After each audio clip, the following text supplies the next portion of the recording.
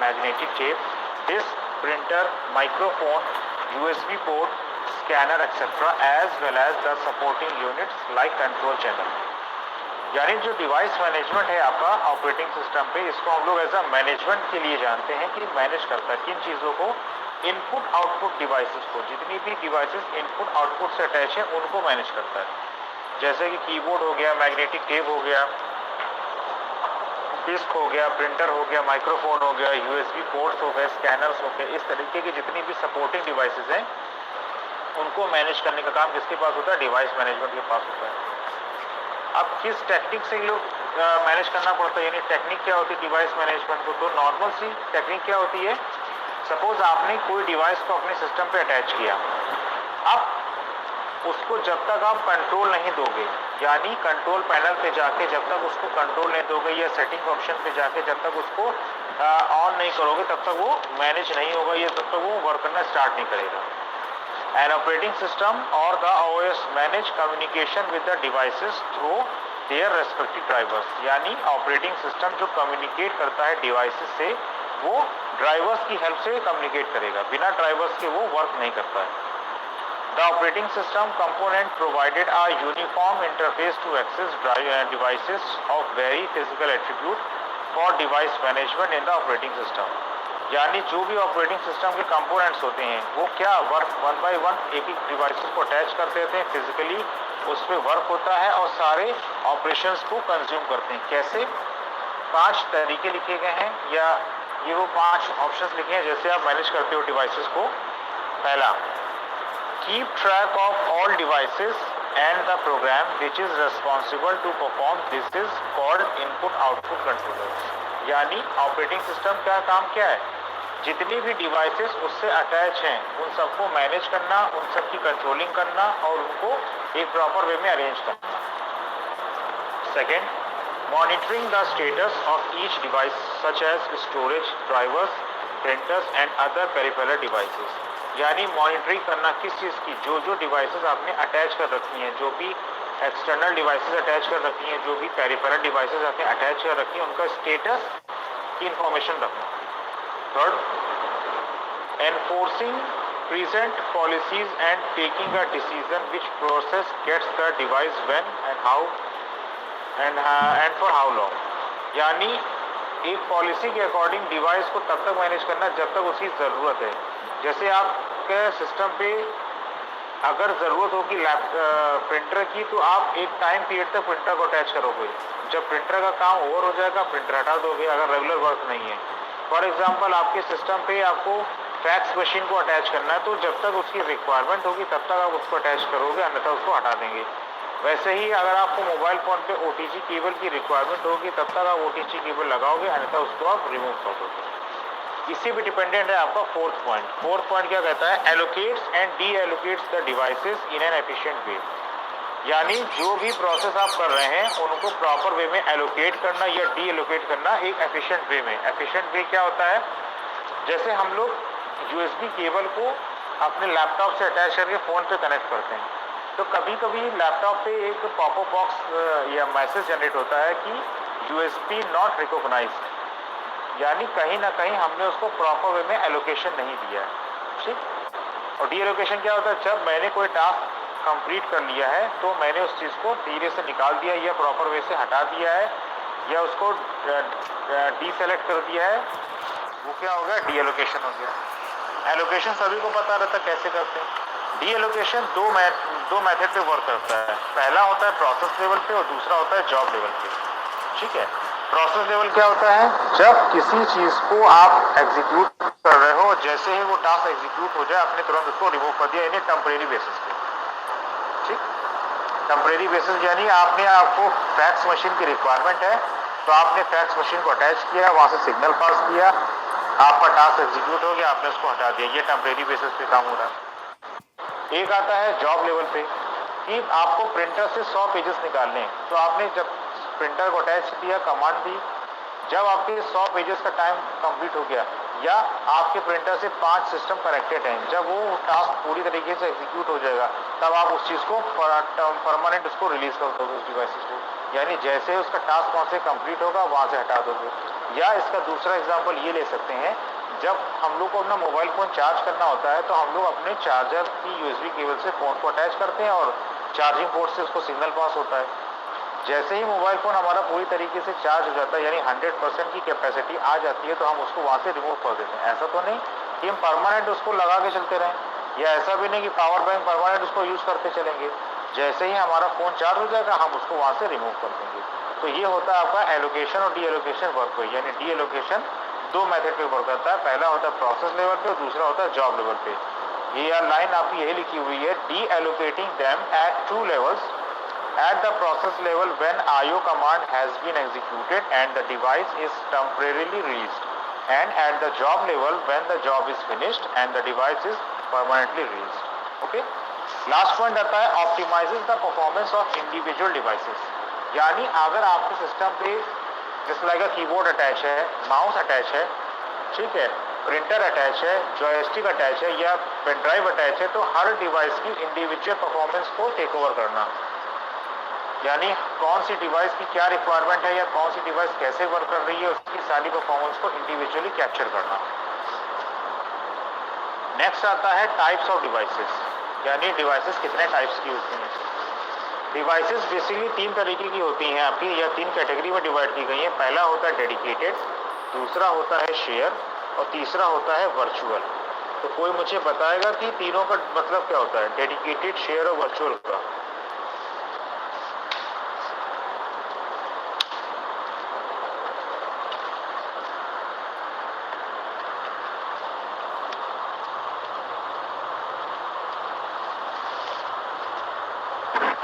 Dedicated devices are those devices which can perform only one operation in a single interval of time.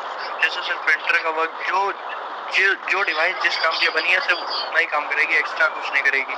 और share devices होती हैं जो अपना कोई भी डाटा शेयर करने के लिए यूज होती हैं। सर रिसोर्स शेयर करती।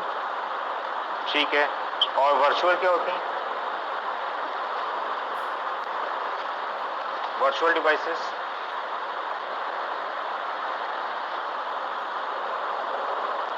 सर जो कुछ टाइम के लिए वर्क करती हैं डिवाइसेस, मतलब बैकग्राउंड वर्क करती हैं किसी डेटा को शेयर करने में या कोई प्रोसेसिंग करने में, कुछ भी टास्क परफॉर्म करने के लिए। कोई एग्जांपल? सर जैसे फोन चार्ज करते हैं तो 100% चार्ज होता है तो अपने आप ऑटो कट लोड कर देते हैं।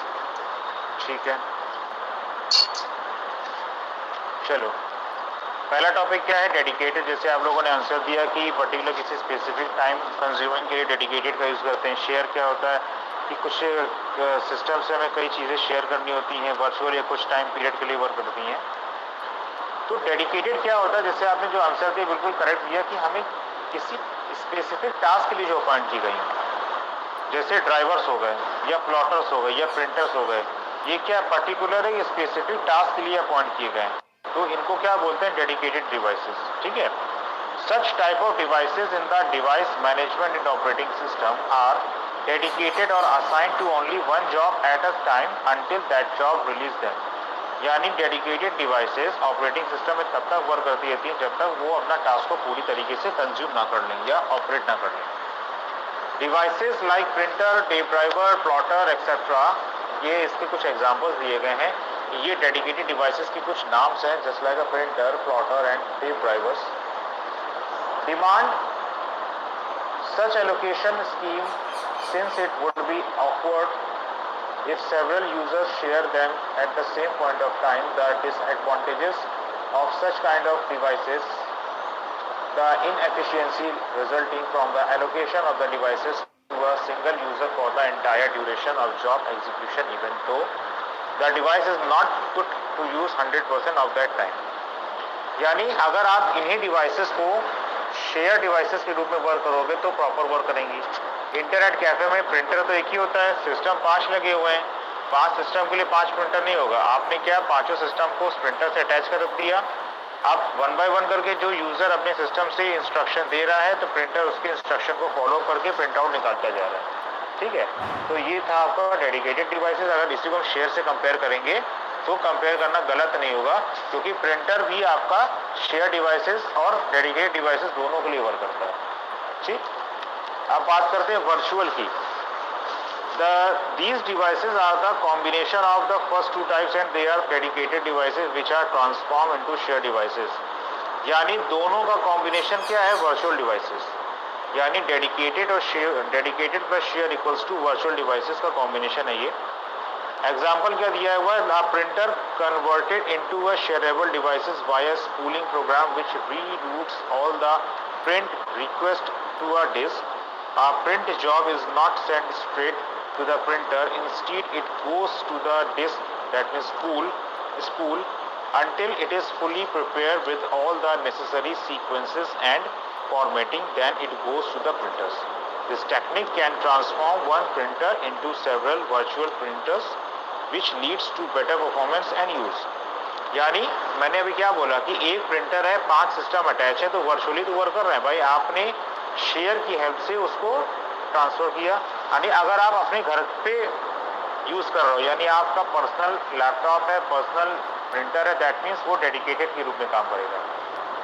अब उसी को आपने 2 सिस्टम से अटैच कर दिया तो वो शेयर के रूप में काम करेगा। ठीक, अब दोनों सिस्टम मिलके एक ही प्रिंटर से वर्क एग्जीक्यूट कर रहे हैं तो वो ऐसा वर्चुअल काम करेगा, क्योंकि हमने वर्चुअली इंस्ट्रक्शन दिया, प्रिंटर उनको फॉलो करेगा और वहां से आपको इंस्ट्रक्शन को आपके रिजल्ट डिक्लेयर करता रहेगा। ठीक, नेक्स्ट आता है इनपुट आउटपुट डिवाइसेस। ये सभी को पता है इनपुट आउटपुट डिवाइसेस क्या होती हैं, जो इंस्ट्रक्शन देते हैं और जो मुझे रिजल्ट मिलता है, that was input and output devices. इसका आपने असाइनमेंट भी किया था। ठीक, बेसिकली ये 2 तरीके से वर्क करती हैं। The first one is block devices and the second one is character devices. पहले देखते हैं what is block devices. Block devices store information in block with fixed size and own address. It is possible to read write each and every block independently in case of blocks devices. यानी block devices का काम क्या होती है कि information जो blocks के रूप में होती है, यानी फिक्स्ड साइज होता है, इसका फिक्स्ड एड्रेस होता है, उस केस में वर्क करती है। यानी आप किसी डेटा को रीड करना या राइट करना दोनों डिपेंडेंट होता है ब्लॉक्स पे। अब ब्लॉक्स की अगर हम बात करें तो फ्रेम बफर का एग्जांपल लेना यहाँ पे गलत नहीं होगा, क्योंकि वहाँ पे भी मेमोरी ब्लॉक्स होते हैं जहाँ पे आप पेजेस को ट्रांसफर करते हो, फ्रेम्स को। In case of disk it is always possible to seek another cylinder and then wait for required block to rotate under head without mattering where the arm currently is. Therefore disk is block addressable devices. ये जो paragraph मैंने पढ़ा है ये आपका disk scheduling पे dependent है, क्योंकि यहाँ पे क्या है, आपको कई सारे ट्रैक्स दिए होते हैं, कई सारे वैल्यूज होती हैं, आपको 1 बाय 1 करके डिस्क के अकॉर्डिंग उसको मूवमेंट कराना पड़ता है। जब आप उसको प्रॉपर वे में मूवमेंट करा देते हैं तब आपको क्या मिलता है, उसका फाइनल रिजल्ट मिलता है। यानी जब आप उसको प्रॉपर मूव करा देंगे तब आप उसको उसका रिजल्ट गेन होगा। फिर आता है कैरेक्टर डिवाइसेस। कैरेक्टर डिवाइस क्या होता है? आप character devices accept deliver a stream of characters without regarding to any block structure. Character device isn't addressable. Character device doesn't have any seek operation. यानी character devices का कोई addressable नहीं होता और वो कोई seek operation perform नहीं करती। यानी ये डिवाइस जो वर्क करती है वो सिंगल कैरेक्टर को रीड करना या उसके कंटेंट को एक्सेप्ट करना, फिर उसके फॉर्मेटिंग के अकॉर्डिंग उसको आंसर्स करने में काम करती है। There are too many character devices present in the computer system such as printer, mic, racks, network interfaces. These are 4 common character devices. यानी यहाँ पे जो आपको नाम दिए जा रहे हैं जैसे लाइक प्रिंटर, माइक्स, माइस, रैक्स, नेटवर्क इंटरफेसेस, ये वो कैरेक्टर डिवाइसेस हैं जो 1 बाय 1 करके अपने टास्क को एग्जीक्यूट करते हैं। फिर यहाँ पे आता है टॉपिक इनपुट और आउटपुट के एग्जाम्पल्स के बारे में। तो ये सारे एग्जाम्पल्स के नाम आपने पढ़े भी हैं फर्स्ट सेमेस्टर से पढ़ते चले जा रहे हो। इसके पहले भी आप कंप्यूटर में जानते थे कि what is keyboard, mouse, monitor, modem, scanner, laser printer, ethernet और डिस्क। ठीक, फिर आता है स्टोरेज डिवाइसेस। स्टोरेज डिवाइसेस हम पढ़ाएंगे 10 मिनट बाद से। अब आपको काम क्या करना है, यहाँ तक आपको पहले रिवाइज करना है। ठीक, यहाँ तक इनपुट आउटपुट डिवाइसेस एग्जाम्पल तक रिवाइज करिए। जिसको जो डाउट हो मुझसे पूछे, नहीं तो फिर हम इसके आगे कंटिन्यू करते हैं। Is that clear? Yes sir. Revise करिए।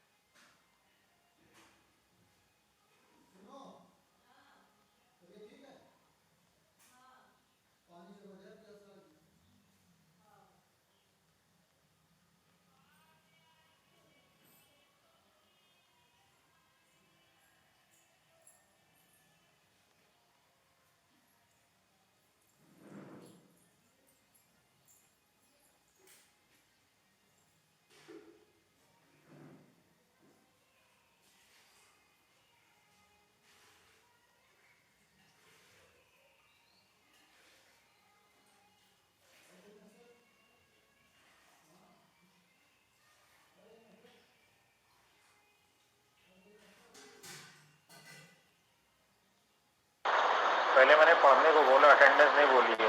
पढ़ लो उसके बाद अटेंडेंस की बात करना है।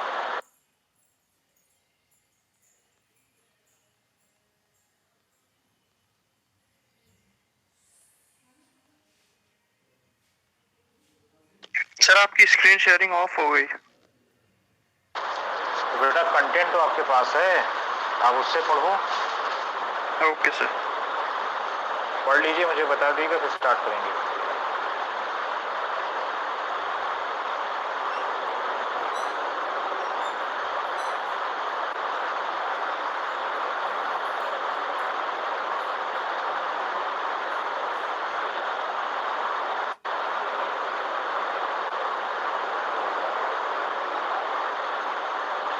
सर डेडिकेटेड डिवाइस बता दिए एक बार।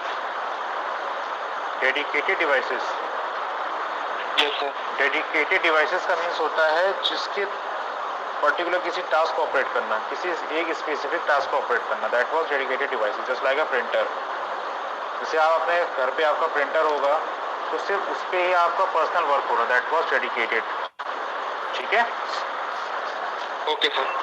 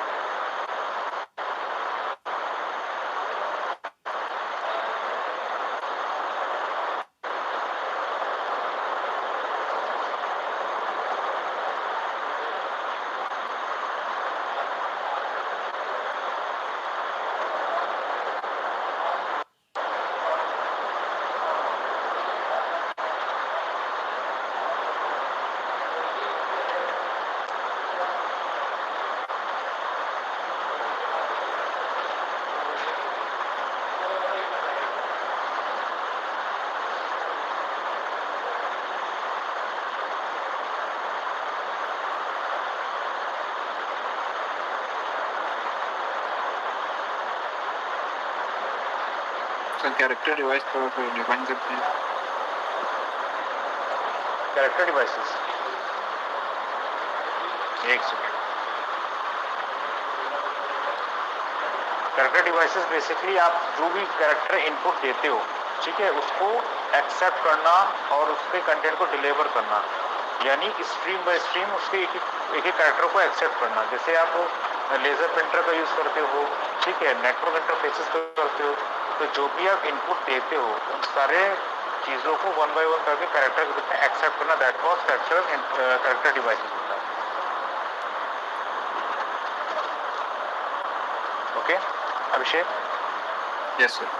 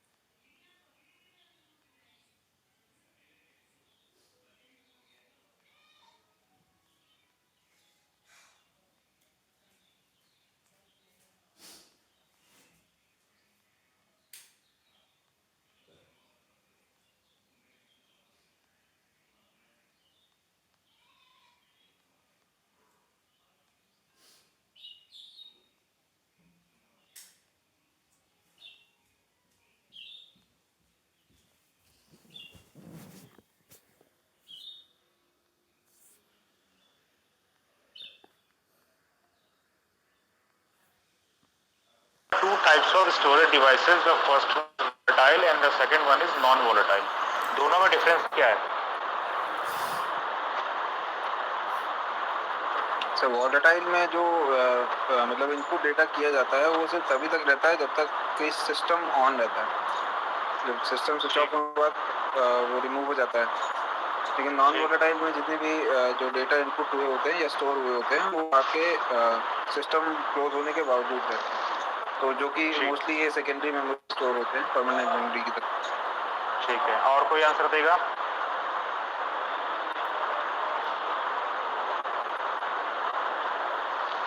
सेक्शन ही और कोई आंसर देगा इसका?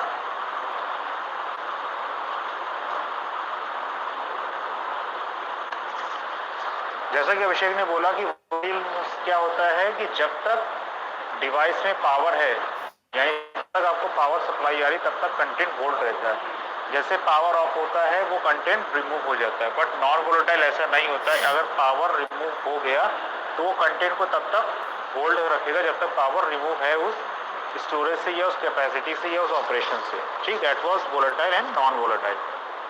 Secondary storage is used as an extension of main memory. Secondary storage devices can hold the data permanently.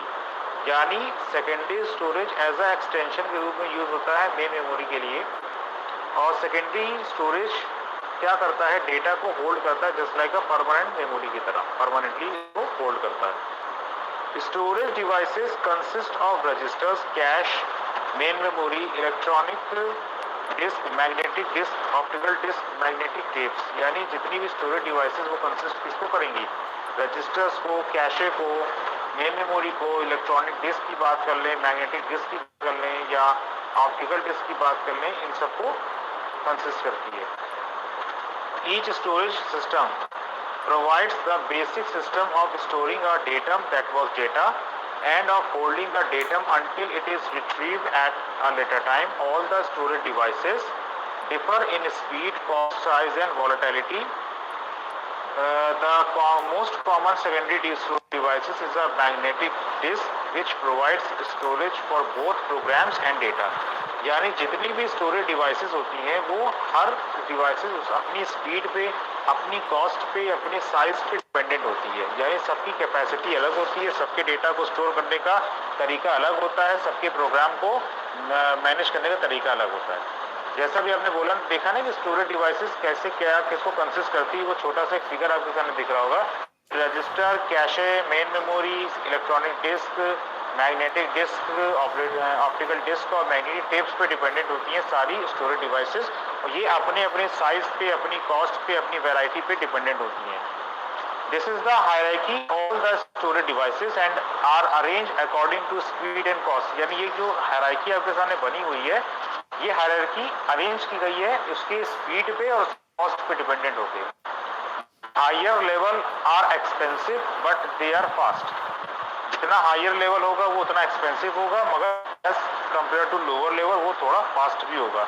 As we move down the hierarchy, the cost per bit generally decreases, where the access time generally increases. यानी जैसा जैसा आपकी hierarchy बढ़ती जाएगी, वो वैसे वैसे उसके चार्जेस बढ़ते जाएंगे, वो उतना महंगा होता जाएगा, उतनी उसकी कैपेसिटी बढ़ती जाएगी। यानी उसके वर्क करने का तरीका, उसको स्टोर करने का तरीका, उसकी functioning as compare to lower level fast होता जाएगा। ठीक, तो यहाँ तक हम आज रखेंगे इस फिगर तक। नेक्स्ट लेक्चर में इसके स्टार्ट करेंगे। आपका टास्क ये है, यहाँ तक आपको पढ़ना है, तैयार करना है।